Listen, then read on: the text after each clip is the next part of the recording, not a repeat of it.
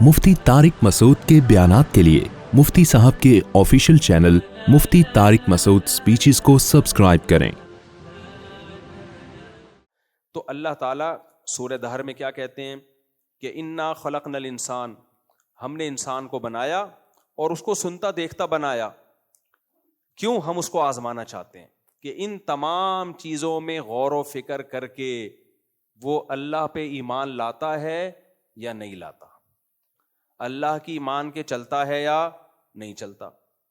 تو ہم ڈاکٹر ہوں، انجینئر ہوں، سائنسدان ہوں، مزدور ہوں، ٹماٹر والے ہوں، یہ ہمارے مختلف شعبے ہیں، لیکن ہمارا جو جس پروجیکٹ کو دے کر اللہ نے ہمیں دنیا میں بھیجا وہ پروجیکٹ کیا ہے کہ کون اما شاکرن و اما کفورا، کون اللہ کے حکام پہ چلتا ہے، کون نہیں چلتا۔ تو اللہ کی نظر میں اگر کسی کی ویلیو ہوگی وہ ڈاکٹر، انجینئر، سائنٹسٹ بننے سے، چاند پہ قدم رکھنے سے بھی نہیں ہوگی، اللہ کی نظر میں اس سے ہوگی کہ یہ مجھے میرے آرڈر کو فوکس کر رہا ہے کہ نہیں کر رہا۔ اب اس پہ ہمارا سیکولر لبرل طبقہ بہت غصہ آتا ہے اس کو، یار یہ کہ اتنے بڑے بڑے سائنسدان پیدا ہوئے، اتنے بڑے بڑے ڈاکٹرز پیدا ہوئے، یہ مولویوں نے ٹماٹر والے کو اور ڈاکٹر کو کیا کر دیا؟ برابر۔ صحیح ہے نا؟ اسلام کیا کہتا ہے؟ ایک ٹماٹر والا جو اللہ کے حکم کو فالو کرتا ہے اس کا مقام بلند، اور ایک سائنٹسٹ جو چاند پہ پہنچ گیا اللہ کے حکم کو فالو نہیں کرتا اس کا مقام نیچے ہے۔ مذہب کی یہی تعلیمات ہے نا۔ ایک ایمان والا کافر کے برابر نہیں ہو سکتا، ایمان والے کا درجہ زیادہ، کافر کا درجہ کم۔ تو وجہ کیا ہے؟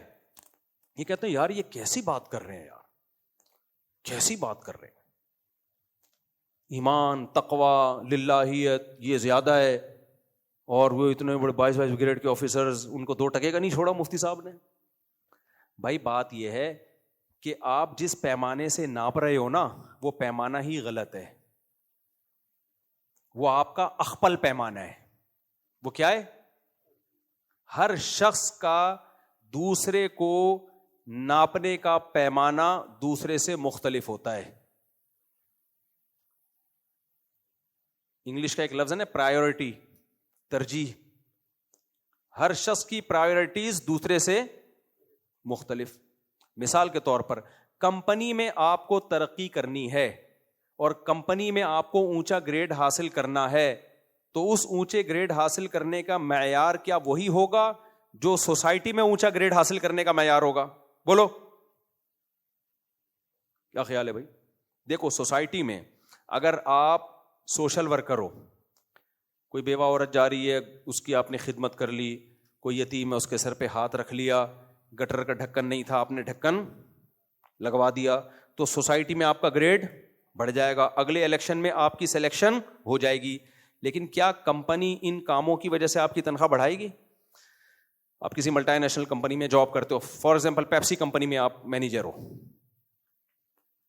اب آپ لیٹ پہنچے ایک دن کمپنی نے کہا کیا ہوا آپ لیٹ کیوں آ رہے ہو؟ آپ نے کہا جی ہاں سر ہمارے جو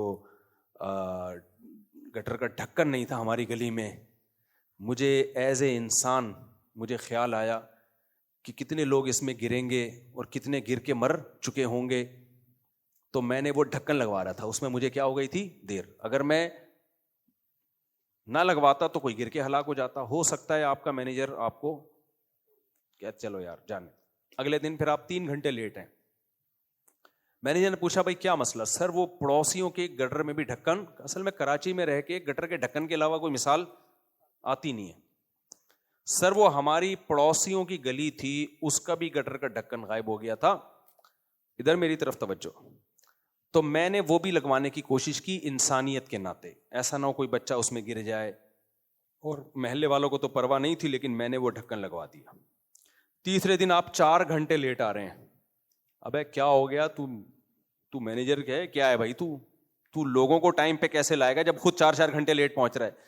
سر دیکھیں میں ایز اے انسانیت لوگوں کے ساتھ میرا بیہیویئر ہے، میں صرف ایک کمپنی کو فوکس نہیں کرتا کہ میں 4 گھنٹے لیٹ ہو گیا تو کمپنی تباہ نہ ہو جائے۔ ایکچولی میں مہنگائی کے خلاف احتجاج میں گیا ہوا تھا، کنٹینر پہ میں چڑھ کے بیٹھا ہوا تھا۔ دیکھیں ملک میں مہنگائی جب، سر آپ بتائیے، ڈائریکٹر کو کہہ رہے ہیں آپ بتائیے، ملک میں جب مہنگائی ختم ہوگی تو سب غریبوں کا فائدہ ہوگا نا، اور اگر میں یہاں کمپنی میں ٹائم پہ آ جاؤں تو صرف یہ 4-6 غریبوں کا اور پیپسی کمپنی کو فائدہ ہوگا۔ اب آپ خود سوچیں انسانیت کس میں ہے؟ وہ بیچارہ شرمندہ ہو گیا کہ یار بات تو صحیح کر رہا ہے. پھر اگلے دن آپ 6 گھنٹے لیٹ پہنچ رہے ہیں, بلکہ پہنچے ہی نہیں, چھٹی مار دی آپ نے. سر میں نے سنا, وہ پوچھ کیوں نہیں آئے, سر میں نے سنا ہے ماں کے قدموں کے نیچے جنت ہے, تو میں ماں کے پاؤں میں مالش کر رہا تھا, صحیح ہے نا, اور ابا کا سر دبا رہا تھا تاکہ مجھے جنت ملے. 4-6 دن کے بعد ایک ڈسچارج لیٹر آ جائے گا, بھائی تو جا کے انسانیت کی خدمت ہی کر. اب آپ کہو گے یار دیکھو سر, ایک ایجوکیٹڈ آدمی جو انسانیت کی خدمت کر رہا ہے, آپ بجائے اس کا گریڈ بڑھانے کے آپ اس کو ڈسچارج کر رہے ہو, آپ اس کو کمپنی سے نکال رہے ہو. سر میری سائنسی خدمات تو دیکھیں آپ, صحیح ہے نا, میری ایجادات تو دیکھیں. میں نے پانی سے چلنے والی کار ایجاد کی ہے, پتہ نہیں ہوئی بھی ہے کہ نہیں ہوئی ہے, ہر تھوڑے دن میں کوئی نہ کوئی آ رہی ہوتی ہے. خیر, ایک تو پاکستانی جب ایجاد کرتا ہے بھی پیٹرول سے چلنے والی کر لے بھائی, تو فی الحال ہم اس کو قبول کر لیں گے. یعنی ہم جب پاکستانی کوئی جب ایجاد کرتے ہیں نا, تو چھوٹی موٹی چیزیں ایجاد, آپ سیدھا ڈیزل یا پیٹرول والی ایجاد کر لو, میں اپنے چینل پہ لے آؤں گا, آپ کو پوڈ کاسٹ کروں گا, اور جتنا مجھ سے ہو سکے دوسرے چینل والوں سے بولوں گا اس کو ایک دم ایسی چیز آ جاتی ہے مارکیٹ میں, آدمی کہتا ہے یار وہ کام جو جاپان نے نہیں کیا وہ پاکستانی نے کر دیا. پاکستانی بہت ذہین ہے, پتا ہے آپ کو, جاپان نے ایک سوئی, امریکہ نے ایک سوئی بنائی تھی, امریکہ نے سوئی بنائی اور کہا کہ اس سے کوئی باریک سوئی بنا کے ہو, وہ سوئی سخت ہو لیکن اس سے زیادہ باریک ہو. جاپان نے چیلنج قبول کیا, بولا اس سے باریک سوئی تو دور کی بات, اس سوئی میں سوراخ کر کے دکھا دیا. حالانکہ وہ تو اور زیادہ مشکل کام ہے. پاکستانی نے کیا کیا, اس پہ میڈ ان جاپان لکھ کے دکھا دیا, کیونکہ اتنی باریک سوئی میں سوراخ کرنا زیادہ مشکل, اور اس پہ میڈ ان پاکستان لکھنا, سوری میڈ ان جاپان نہیں, میڈ ان پاکستان لکھنا تو اور زیادہ مشکل ہے نا. تو پاکستانی جب چیلنج قبول کرتا ہے نا, تو بہت بڑا کارنامہ کرتا ہے وہ. تو خیر, ہو سکتا ہے بنائی ہو کسی نے بھائی پانی سے چلنے والی, واللہ عالم. تو لیکن پانی کہاں ہے ہمارے یہاں, اس سے زیادہ خوش نہ ہوا کرو کہ ہمارے ایک سائنسدان پیدا ہوا. گٹر کے پانی سے چلنے والی کوئی مشین بناؤ تو پھر میں مانوں گا, کیونکہ پھر وہ مشینیں چلیں گی ہمارے یہاں, کیونکہ گٹر کا پانی ہمارے یہاں الحمدللہ بہت ہے.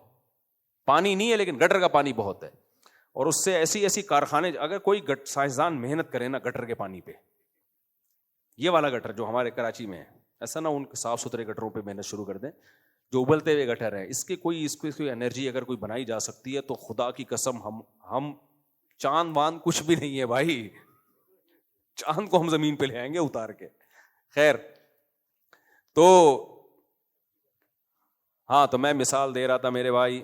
اب آپ نے کمپنی والے کو کہا سر آپ کا تو انسانوں کو جانچنے کا کرائٹیریا ہی ٹھیک نہیں ہے.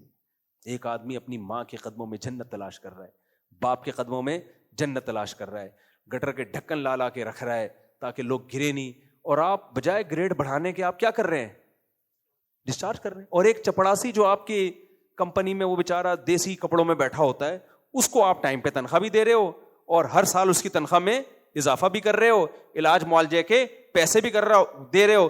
سر آپ کی نظر میں مینیجر اور چپڑاسی کی میں فرق نہیں ہے؟ تو اگر وہ بیوقوف ہوگا تو کہے گا نہیں کوئی, وہ کہے گا ہاں بہت فرق ہے, تو بڑا عظیم انسان ہے. لیکن اگر عقل مند ہوگا تو کہے گا بھائی کسی بھی شخص کو جانچنے اور ناپنے کے لیے نا, ہر شخص کا کرائٹیریا دوسرے سے, معیار اور پیمانہ دوسرے سے مختلف. تم ویسے ایز اے انسان بہت اچھے انسان ہو, تو جن کی تم خدمت کر رہے ہو نا, ان سے پروٹوکول مانگو جا کے. ہم نے تم کو کمپنی کے لیے رکھا تھا, کمپنی کے تم کسی کام کے نہیں ہو, تو تم الیکشن میں کھڑے ہونے کے لیے بہت اچھے ہو. جن لوگوں کے تم نے گٹروں کے ڈھکن ڈھکے ہیں, اگر ہو سکا تو ووٹ تمہیں دے کے وزیر اعظم بنا دیں گے, اگر سسٹم کے تحت الیکشن نہ ہوئے, ورنہ تو یہ بھی امکان نہیں ہے. صحیح ہے, ورنہ جتنے بھی ڈھکن رکھ دو, آئے گا وہی آئے گا, کوئی نہ کوئی تو آئے گا نہیں ہے, وہی آئے گا. صحیح ہے نا. خیر, تو میرے بھائی اللہ تعالیٰ کہتے ہیں میں نے جب انسانوں کو بنایا تو سب آدم اور حوا کی اولادیں, کسی کو زیادہ اچھا دماغ دے دیا, کسی کو کم دماغ دیا, کسی کے پاس وسائل زیادہ ہیں, وہ پڑھ لکھ کے ڈاکٹر بن جاتا ہے, انجینئر بن جاتا ہے, سائنٹسٹ بن جاتا ہے, کروڑپتی بن جاتا ہے. اور کچھ لوگ ایسے جن کو بہت دماغ دیا لیکن تقدیر ان کا ساتھ نہیں دیتی, وہ بیچارے کچھ بھی نہیں بن پاتے, اور کچھ ویسے ہی نہیں بن پاتے, ماحول بہت ساری وجوہات ہیں. تو میری نظر میں اچھا وہ ہے ان اکرمکم عند اللہ اتقاکم. میں تو اس کو فوکس کروں گا کون مجھ سے ڈرتا ہے, مجھے یاد رکھتا ہے. دنیا میں ناشکرے کی ویلیو ہوتی ہے یا شکر گزار کی ویلیو ہوتی ہے؟ بولو, شکر گزار کی ویلیو ہوتی ہے. اللہ کہتے ہیں اگر تم بہت بڑے سائنٹسٹ بن گئے, مجھے یاد نہیں رکھا تم نے, تو لوگوں کے لیے تم نے خدمت کی, لوگ تمہیں پروٹوکول دیں گے, لوگ تمہیں اس کا انعام دیں گے, تو لوگوں سے لو.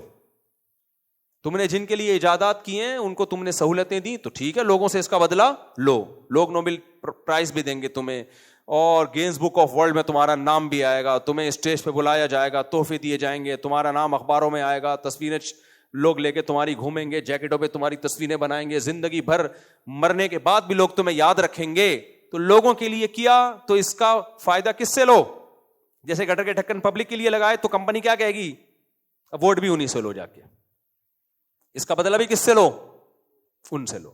اللہ کہتے ہیں میں نے تمہیں بنایا تھا یہ دیکھنے کے لیے کہ تم جس شعبے میں بھی ہو, سارے شعبے ہم نے زندہ کرنے ہیں. اسلام میں رہبانیت نہیں ہے, خوب سمجھ لو. رہبانیت کا مطلب دنیا سے الگ تھلگ ہو کے بیٹھ جانا, یہ اسلام میں نہیں ہے, بلکہ اسلام میں رہبانیت کا الٹ ہے.